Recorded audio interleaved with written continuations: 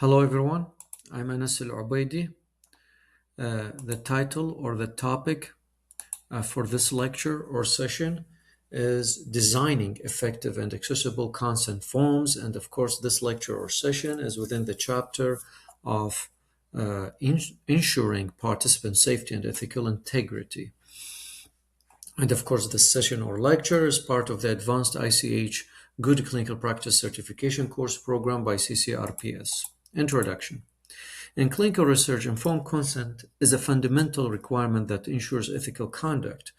An effective and accessible consent form serves as a communication tool that provides potential participants with all necessary information about the study. This allows them to make an informed decision regarding their participation.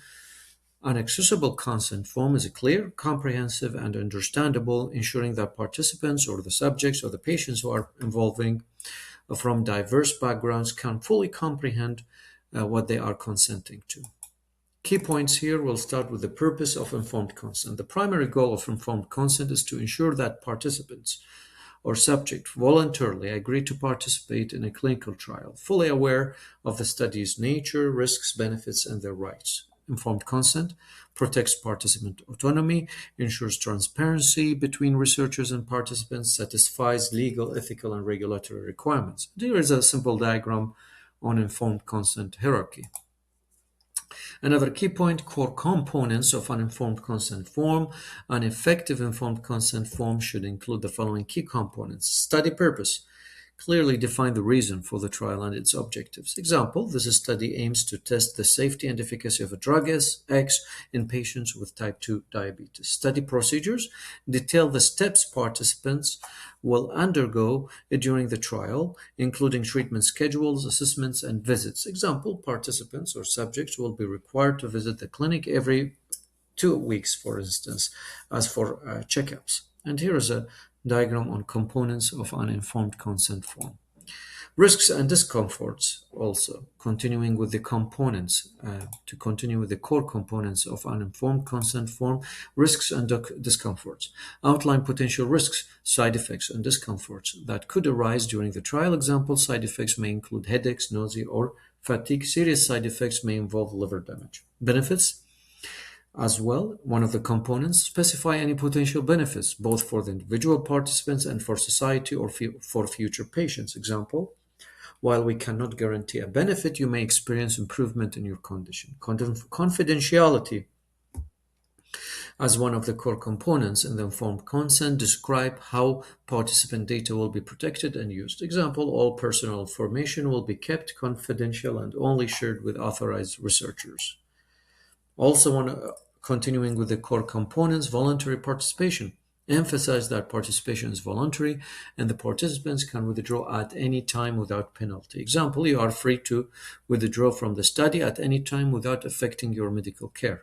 Alternative treatments. Inform participants of any alternative treatments available outside the study. Example, other treatment options for type 2 diabetes include lifestyle changes, medications, and insulin therapy. Contact information. Provide details of whom participants can contact for more information or in case of emergencies. Example, for questions about the study or any issues, please contact the principal investigator PI at this phone number. Another key component, language and clarity. The language of the consent form must be simple, clear, and accessible to individuals from diverse educational backgrounds and literacy levels. Key considerations include, and before the key considerations, there is a diagram on crafting clear consent forms. Now, the key considerations include plain language, avoid medical jargon, and complex language. Use simple everyday language. Example, instead of adverse reactions, use side effects. Short sentences and clear formatting. Use short, concise sentences and bullet points for clarity. Example, break down complex ideas into smaller sections with clear headings. Reading level. The consent form should be written at a level that can be easily understood by the average participant, typically targeting a 6th to 8th grade reading level. 6th to 8th grade reading level. Example, a consent form shouldn't require a PhD to comprehend. Another key point, cultural sensitivity and accessibility. To ensure the consent form is effective for a wide range of participants, consider cultural sensitivity. Adapt the consent form to respect cultural differences and values. This includes addressing concerns about privacy, treatment beliefs, and language preferences. Example, for a trial in a multicultural community, a consent form should be available in multiple languages. And here's a diagram on strategies for effective consent forms. Continuing with the cultural sensitivity and accessibility, visual aids and supplementary materials use diagrams, illustrations, or videos to support written content. This can be especially helpful for people with lower literacy levels or for those unfamiliar with medical terminology. Example, a diagram showing the treatment process can help clarify the study's steps. Translation services. Consent forms should be available in multiple languages, particularly in diverse populations. Example, if a clinical trial is conducted in an area with a significant number of non-English speakers, consent forms should be translated into the relevant languages. Another key point, ethical considerations. Ethical principles in clinical trials require that participants give voluntary and informed consent without any form of coercion. Therefore, no coercion or undue influence ensure that participants are not pressured into joining the study. Example, a participant shouldn't feel forced to participate just because their doctor recommends it. Respect for autonomy. Make sure participants are informed of their right to refuse participation or withdraw at any time without negative consequences. Example, clear state your participation is voluntary and you may leave the study at any point. Another key point here, e-consent, electronic consent forms. With the increasing use of digital tools in clinical trials, e-consent, electronic consent, has become an important alternative to paper-based consent forms. E-consent allows for convenience. Participants can review and sign consent forms remotely, making the process more efficient. Example, a participant may review and sign the form through a secure online platform from their home.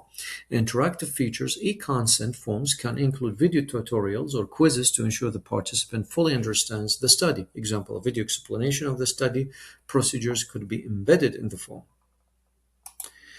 Another key point, ongoing communication. Consent is not a one-time event. It is an ongoing process. Participants should be informed throughout the trial of any significant changes or new risks. That's why we have reconsent after modifying or applying an amendments to the form. They have to reconsent. We have to ask them to reconsent, and of course, if they would like to reconsent, it's completely voluntarily as well. Now, continuous updates. If new risks or procedures emerge during the trial, participant must be notified and reconsent obtained if necessary. Example, if a new drug interaction is discovered, participants should be informed and ask for their consent to continue. And here is a diagram on ongoing consent process. Summary tables. Here we have a table on core components of an informed consent form, table on design considerations for clarity and accessibility, a table on electronic consent, e-consent features, a table on ethical considerations and consent, a table on study documents for compliance. MCQs, multiple choice questions, in order to revise what we have covered in this lecture. Question 1, what is the primary goal of the informed consent process in clinical trials? B would be the most appropriate answer, to ensure participants or subjects understand the risks, benefits, and procedures prior to participating. As informed consent ensures participants make an educated decision about their involvement in the trial. Question 2, which is an essential part of an informed consent form? Would be C, an explanation of the study procedures and risks, as participants must understand what the study involves, including any risks. Question 3, what is an example of a language consideration when designing a consent form? C is the most appropriate answer.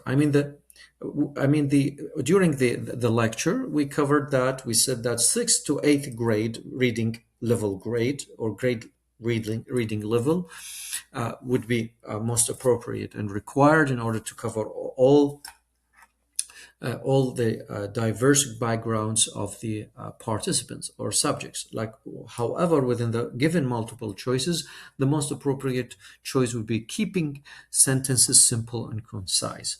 So simplifying language ensures the participants can easily understand the concept, typically more likely 6th to 8th levels of or grades of reading levels or of reading level. Which of the following is an ethical principle in the formed consent process? B would be the most appropriate answer, respecting participants' autonomy to withdraw at any point, at any time. Ethical guidelines stress the importance of respecting participants' rights to make decisions freely. Question 5, how can electronic consent, e-consent forms improve the informed consent process? B would be the most appropriate answer.